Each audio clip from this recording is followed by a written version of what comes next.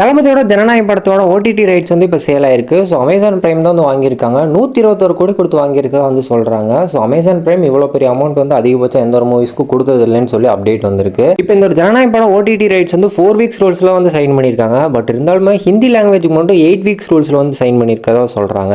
So அந்த ஒரு வகையில் பார்த்தோம்னா நார்த் இந்தியா மல்டிப்ளெக்ஸ் வந்து கண்டிப்பாக இந்த ஒரு படம் வந்து ரிலீஸ் ஆகும். ஸோ நம்ம தளபதியோட ஜனநாயக படம் பொறுத்த வரைக்கும் ஒரு பெரிய நம்பர் ஆஃப் ஸ்கேல் ஸ்கிரீன்ஸ்ல வந்து ரிலீஸ் ஆக போகுது. ஸோ ஒருவேளை கண்டென்ட் மட்டும் கிளிக் ஆயிடுச்சுன்னா கண்டிப்பாக ஹிந்தி சைடில் வந்து பெரிய ரெஸ்பான்ஸ் வந்து நம்ம தளபதியோட ஜனநாயக படத்துக்கு வந்து கிடைக்கும். அதே மாதிரி நம்ம ஜனநாயக படத்தோட ஃபர்ஸ்ட் சிங்கிளுக்கு வந்து நம்ம விஷ்ணுவிடம் வந்து லிரிக்ஸ் எழுத போறதா சொல்லி ஒரு அப்டேட் கிடைச்சிருக்கு. அவர் இதுக்கு முன்னாடி வந்து மாஸ்டர் படத்துலயும் லியோ படத்துலயும் வந்து லிரிக்ஸ் எழுதியிருக்காரு. நெக்ஸ்ட் நம்ம ஏகேயோட குட் பேட் அக்லி படத்தோட டோட்டல் டியூரேஷன் அப்டேட் தான் இப்போ வந்து கிடைச்சிருக்கு. 2 hours 18 minutes அப்டேட் வந்து கொடுத்துருக்காங்க. ஸோ கம்மியான டியூரேஷன் தான். ஸோ படம் எப்படி வந்திருக்குன்னு சொல்லி நம்ம ஏப்ரல் 10 அன்னைக்கு பார்த்துடலாம். அதே மாதிரி இந்த ஒரு படத்தோட புக்கிங்ஸ் பொறுத்த வரைக்கும் ஏப்ரல் 4 நைட் 8 மணிலேருந்து புக்கிங்ஸ் ஓப்பன் பண்ணிடுவோம்னு சொல்லி ஒரு அப்டேட் கொடுத்துருக்காங்க. ஸோ யாரெல்லாம் இந்த ஒரு படத்துக்கு எதிராக வெயிட் பண்ணிட்டு இருக்கீங்கன்னு சொல்லி மறக்காம கமெண்ட் செக்ஷனில் சொல்லுங்க.